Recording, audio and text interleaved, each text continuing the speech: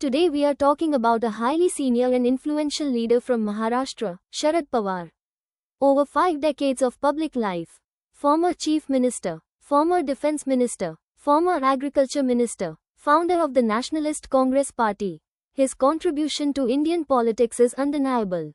But today the question is different. Is it time for a generational shift? Sharad Pawar is 85 years old today. He has been involved in almost every important, holds a public position. There comes a time in public life when the legacy is secured, and leadership change becomes the greatest responsibility. Democracy does not only run on experience, it also runs on renewal. Should young people now get the opportunity to step forward? According to publicly available data, such as PRS legislative research, in recent years, attendance has been moderate.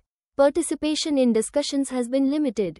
The number of questions asked has been very low.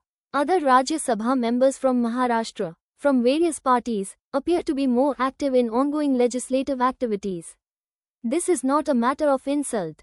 It is a matter of the standards of parliamentary performance.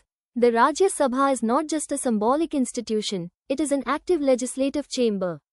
If young members are more active in discussions, questions, and committees, shouldn't they be given opportunities? We speak across the entire country about youth empowerment, about leadership change, about internal democracy, about preparing the next generation. If senior leaders keep holding on to their positions, how will young leadership emerge? True leadership is not just about staying in power. Sometimes true leadership is also about carrying the torch forward. Sharad Pawar's legacy is secure.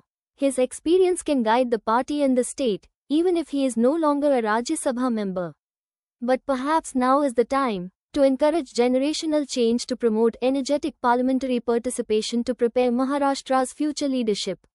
Respectfully, perhaps now his greatest contribution could be to give the next generation a chance.